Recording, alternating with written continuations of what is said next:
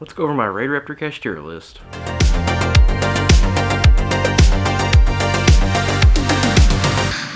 What's going on, fellow tryhards? It's Tom with Trucker Gaming, bringing you back a brand new video. And I'm not where I'm usually am this morning, so a little bit different than usual. I'm at a buddy's house. I'm up here in Lexington, as I mentioned in some of the previous videos. This is one of the lists that I've been tweaking around with and playing around with.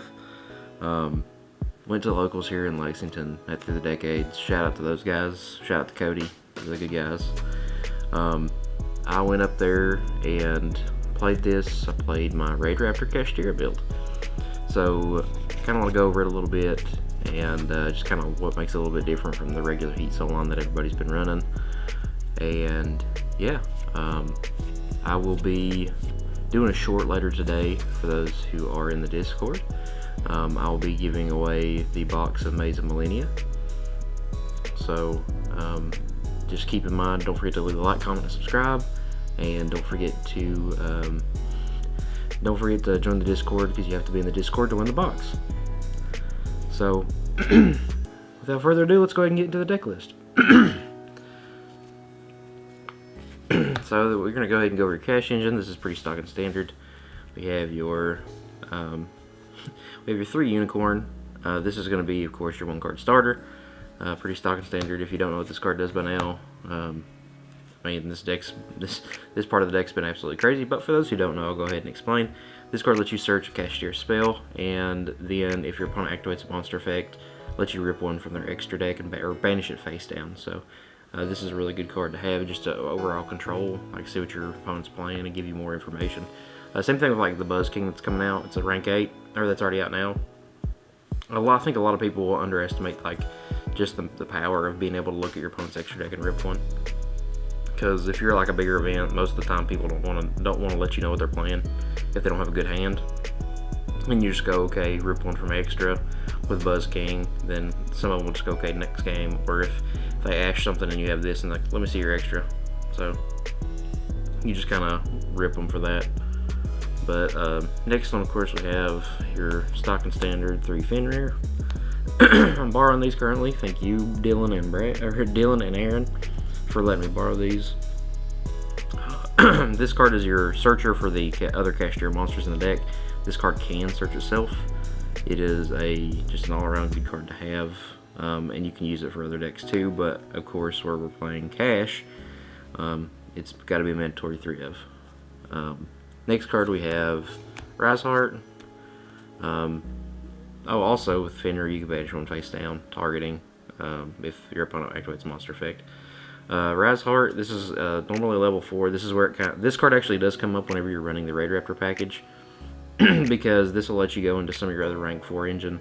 It won't let you go into your like Evil Storm Nightmare, which is like your usual play, but this will allow you to kind of get into some of the other techs that you want to use if you can't have access to another level 4. So it's good to have just as a regular level 4 sometimes too. But this card will allow you to banish 1 for cost from your deck, a Kashtira card, and then allows you to rip 3 off the top, and then level modulates to 7. So I've had this come up to where, sorry guys, I've got something stuck in my craw today. But this is something that comes up quite often. Being able to rip 3 off the top is just oppressive. There's times where I was playing yesterday and I just got to rip 3, and it's like all the cards that they wanted to see. And sometimes you'll do that with this card. You'll just like, it's almost game ending, and it'll kind of like, if they keep playing it, almost kind of predestines what's going to go on. Or just kind of, you kind of know what's going to happen because you hit the main combo piece. Next we have your 1-ups for the cash engine, which is your Ogre and your Scareclaw Cash. This card comes up a whole lot. I know in this build some people run the Dracophobia. I just don't like trying to go in face. I don't like running face first in the draw, because if I don't open Shifter and I just go Dracophobia to search this thing, then it's not going to be very high value on my turn's done, because this deck does walk face first in the draw as well. But you just have to be you just really have to be kind of careful with how you do your searching, and that's why I cut it, because like in this format, everybody's going to be playing Droll or Shifter, so mainly Droll more than likely, because not all decks can play Shifter, but I think you kind of want to minimize your interactions with Droll if you can with this deck. Also, this card negates battle effect, or when you're in the battle and you're a Kashtira monster battles with something, it negates all the effects of the monster that it battles. So it's really good. It's any Cash or Scareclaw monster that you swing with this card. It's really, really good to have. A lot of people mess up on this and don't forget about that effect. Then Ogre is your... This card came up yesterday a lot, because being able to just banish, or like look at the next 5 cards your opponent's about to draw, and then ripping one, and then putting it back in the same order, you pretty much know what your opponent's about to draw. And whenever you kind of go into that, you're able to just be able to see, again, you're able to see what the next 5 cards are, and if they don't shuffle, then you kind of predestine their next draws again, so you're able to just kind of figure out how to play through. It's like, okay, well, if you're playing against Runic, or in this case, Runic Penguins, played that at locals. The guy was really cool. Shout out to Trey if you're watching this. Love the build. Build was crazy. Very impressive penguin build that just like bounced everything. And then I didn't get to see the full power of it because he had Nope Penguin, and I didn't get to get hit by it because I banished it off of a Rise Heart, and it's just really, again, that's why this is really important to have, because if you banish the face down, it just kind of miffs everything up for them. They're gonna go ahead and get into the Scareclaw, or not Scareclaw package, shoot, the RaidRaptor package. This is what I call it, RaidRaptor Cash. So we run the 1 Tribute Lanius, the 1 Raider's Wing, you can see that, and Mimicry Lanius. So why do we run these 3? Tribute Lanius lets you pitch. You'll special this off of one of your XYZ monsters going to Arsenal Falcon. Arsenal Falcon will special this out. This will let you Foolish a card. You'll Foolish Mimicry Lanius. And then Mimicry Lanius, where it was sent to the graveyard this turn, you can banish it to search out Raider's Wing, because it is considered a RaidRaptor card. And this card will let you detach one from a... it will allow you to detach one from a Dark Wing Beast monster and special itself out. So you have 2 Dark level 4 monsters now, so you're able to access some of your other Dark specific XLZ monsters in your engine. So being able to do all this is actually really important to this build. Next up, we have your spells of the deck, and we'll go ahead and go over the Kashtira stuff. So we have your 1 Terraforming, and we have your mandatory 3 of the field spell. I didn't go into Shang a whole lot. I don't think I went into Shang once yesterday. Even if it was like a semi-bad hand, I think going Shang Pass is not the move. Most of the time I was able to get at least a Rebellion Falcon. I would sooner end on an Evil Swarm Nightmare than just a Shang, because mainly it's you have another body on board, so you're able to do a little bit more with it. And if you do decide to run the YuGiOh lock in this list, which is just the 1 PK rank up spell, which I think I have here actually. If you do decide to run this little card right here, the PK Magic Launch, this card is what gets you into YuGiOh if you decide to run it in this build. So, and you're able to do it because you end on a no-mat Arsenal Falcon, for the most part anyway. If you didn't want to end on Shang, which again, I prefer to have another body on field along with Evil Swarm Nightmare. That's a double book. It's just really, really important. Then your next 3, of course, is your big extender, your Kashtira Theosis. A lot of people get mixed up with this card. This card, for those who don't know, this card special summons in defense for one thing. You can't special on attack with this, and it XYZ locks you. So in this extra deck, I don't run any. I only run one other non-XYZ. I don't even run SP in this build, which sounds crazy right now with everybody running it. But I run Baron for that, for now anyway. And I think this is, it's the best extender for the deck, because Kashtira needs Needs more extenders, right? They're just able to do everything by themselves. And of course, your 3 Burf. This card does everything for the deck. I said Theosis does everything for the deck. This card does everything for the deck. This card you can normal summon at level 7 without tributing. You can you can banish one, or you could if you control a Kashtira monster, you're able to banish 3 from your opponent's graveyard if they face down if they activate a spell effect. And then you can use this effect to special summon a banished or in graveyard Kashtira monster. So this is just, it's control piece, it's an extender, it's a way to, if you have a monster on board already, to normal summon one of your level 7s. So it's just, you know, probably the best card. I'm surprised they haven't hit it either. There you get utility stuff. You got your 3 Prospies, honorary cash card because it is Kashtira. And then we have the 1 Prep. Prep is a good hand rip. I've hand ripped somebody yesterday with this card, and it kind of just turned the game off because I ripped the 1 monster out of his hand. This card again can be very oppressive and can really change the tide of the game. And then we have your hand traps, which this is the medley I've been playing recently, and it's been doing really well. So yesterday I went 3-0 yesterday, undefeated, and got to the last match, and the guy was like, hey, you want to split? So we just split the top. So I didn't play my 4th match because I was just like, yeah, I'm here for a good time. I've been getting waxed playing some of the other decks I've been playing recently, so I decided to play cash because I know how to play it now. But hand trap sweet, we run 3 Imperm.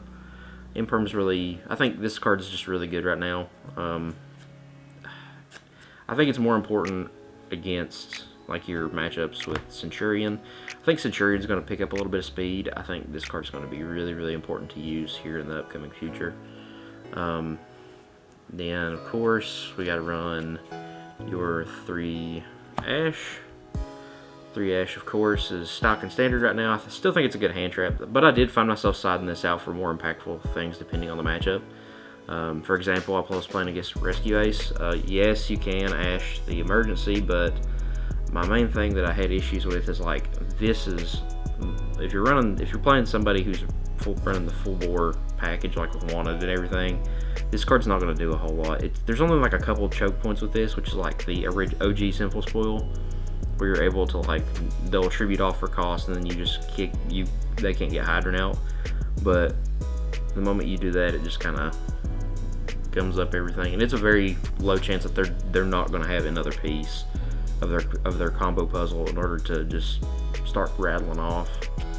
So that's why I sided out like once or twice, but no more than that. The rest of the matchups, it actually kind of is important. Ghost Spell right now, of course, is just another way to shut off Fire King. Being able to shut off Fire King and Rescue Ace is the big issue right now, so we run those 3 as well. And of course, the other honorary Kashtira card, D-Shifter. D-Shifter is just a amazing card right now. It's broken. I mean, point and simple, being able to just go draw face shifter, and then they go, okay, yeah, you go ahead, set 1 pass. So if you do that to somebody, then it's probably just a game at that point. Let's go ahead and get into the extra deck. So in the extra deck, we have, of course, our tokens that we like to use. We've got our Field Center, and we'll go ahead and start off with a 1 non-XYZ. We have Baron de Fleur. So Baron de Fleur is going to be, just generic Omni Negate, and then during your turn it pops. This card cleans up so much for me. Yesterday, I didn't have much else I could do, and I was just like, I have Ash. It's not doing anything right now. He has no cards in hand. At normal summon Ash, go into this, and then go into my XYZ plays to then do cleanup. So being able to just pop something right there and then is just really important as well. So that's the 1 XYZ, or excuse me, the 1 Synchro. Then we got the Bungus brothers here, the Typhon and Zeus. Typhon is a really, I'm still really on the fence about this card. I like it, but there's just a lot of things where it can come up and it can just backfire on you, because you commit I mean, you have to waste an entire turn in order to use or to put him on field. So it's one of them last ditch efforts to where you kind of don't want to have to use them, but if you have to, do it. So these two cards are really good. Then we get into your level 4 package, which I run the one Abyss Dweller. If you don't see Shifter, you still want to try to lock out the graveyard, so this is a good way to do so. We also have your Evil Storm Nightmare, which is your Book of Moon. Not a once per turn, by the way. And the cool thing with this card is whenever you use, or whenever you make it with there we go. Whenever you make it with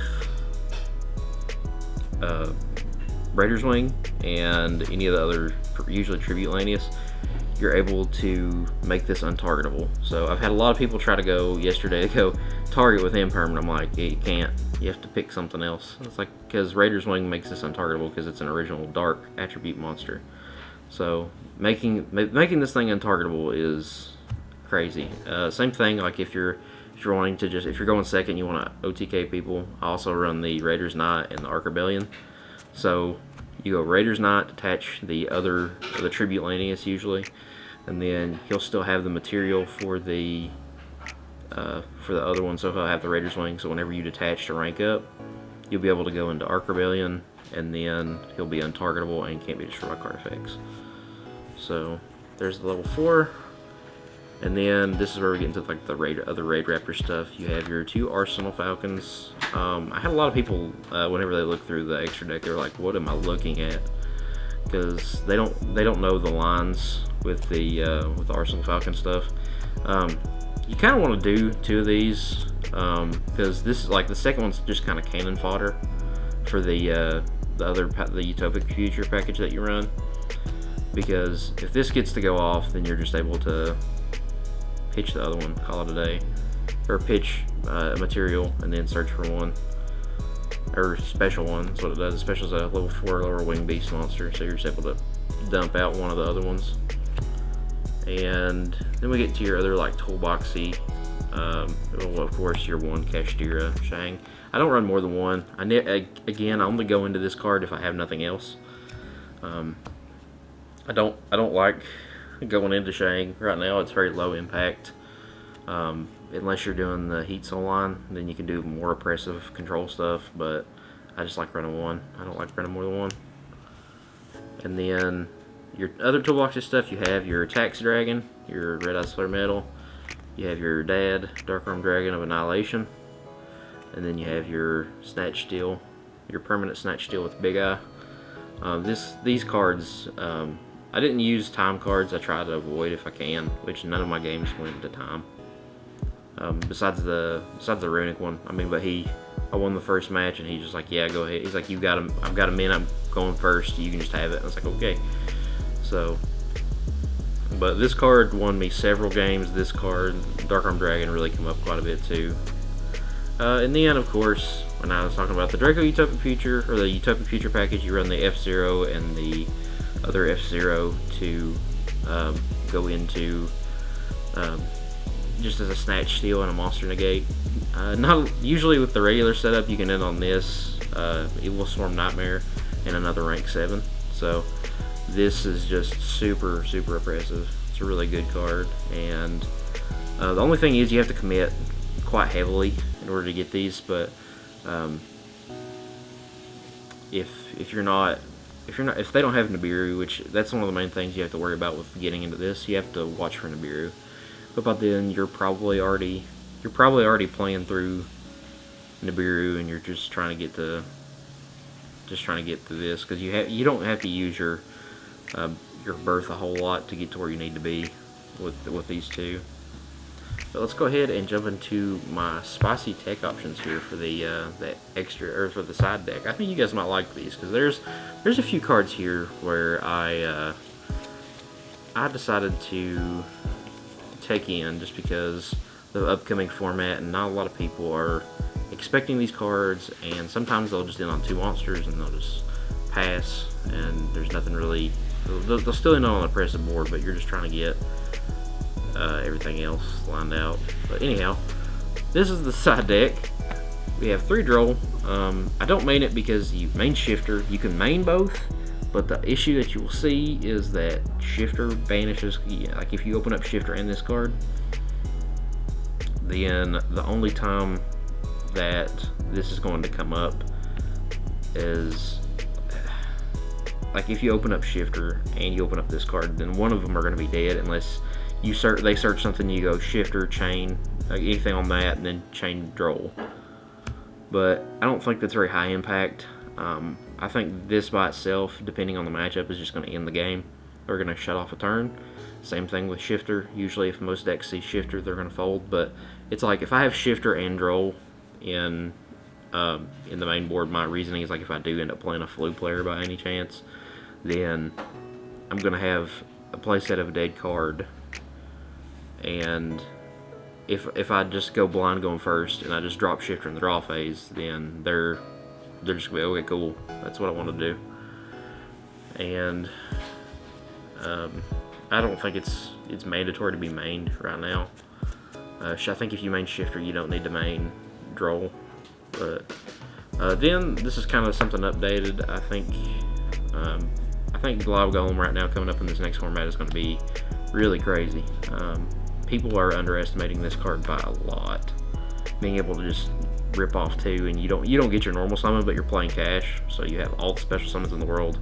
Call it a day, and just swing over it or banish it with Fenrir, or just snatch steal it if you so choose to. Then we have, of course, your board breaker. Your other board breakers, you have your 3 honorary dusters, or 2 lightning storms and a duster, and then 3 cosmics. There's a lot of back row stuff. This gets around Sanctuary for Fire King. Being able to banish the Sanctuary is just way more important. And then, of course, Duster's Duster. And Lightning Storm is just good utility for going wide decks too. So I think those are going to come up. And then the last 3, this is another spicy tech that I threw in the deck that won me a game against Rescue Ace, is Gravekeeper's Inscription. So I run a playset of this card. Don't run any thrust or anything. I've seen this card. Being able to do 3 things with this card: being able to like stop people from special summoning from graveyard, or stop people from banishing cards from the graveyard, or being able to activate the effects in graveyard is insane. Just it's a very oppressive in this format, and especially if you're playing if you know you're playing Fire King, you're going to want to use the no graveyard effects thing, because this lasts for 2 turns. It goes over your turn and your opponent's turn, so they can't really do a whole lot. So, but that is the entire deck profile. I hope you guys liked it. There's a couple other things that I'm going to go over, probably tweak and tune with this. I might try to throw in that PK Magic launch, because you're still able to search it with a couple other cards. But let me know what you guys think. Leave a comment down below, leave a like, comment, subscribe, and later today we are going to be announcing the winner of the giveaway. But guys, that's going to be it for today. My name's Tom with Track Our Games. We'll see you next time. See you guys.